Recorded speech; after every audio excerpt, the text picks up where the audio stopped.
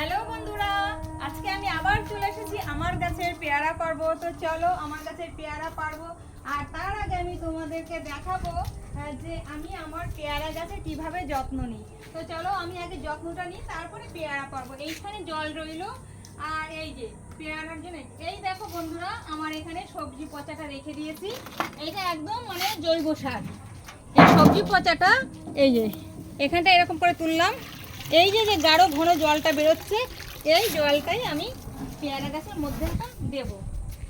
এই যে এইভাবে হচ্ছে আমার পেয়ারা গাছের ফলন বৃদ্ধির জন্য এবং ফলগুলো যাতে বড় হয়, এই যে এইভাবে আমি পেয়ারা গাছের যত্ন নিই।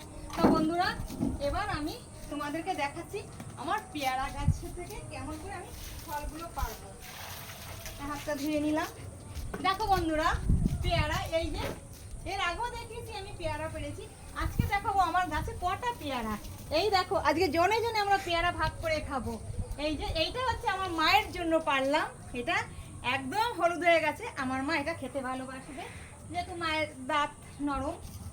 আর তার সঙ্গে এখানে ডাসা, এই একটা হলো বাবা ছিটছি না ডাসা। আমার ছেলে আবার ডাসা পেয়ারা খেতে ভালোবাসে। এটা দেখে নি, পারছি না পেয়ারার সাথে। একটা ডাসা পারলাম, আর একটা পারবো এই যে এই দুটো। আমার এক ভিউজ বন্ধু দেখতে চেয়েছে আমি পেয়ারা পারবো, সেই ছবি পোস্ট করব। এই তিনটে, হ্যাঁ হ্যাঁ ডাল ছিঁড়ে গেল। এই হচ্ছে চারটে। তা বন্ধুরা, এই হচ্ছে আমার নিজের হাতে লাগানো পেয়ারা গাছের ফল। তো কেমন হলো বন্ধুরা, তোমরা অবশ্যই কমেন্ট করে জানাবে। আর আমি তো ভীষণ ভীষণ খুশি হয়েছি আমার নিজের গাছের ফল পেয়ে।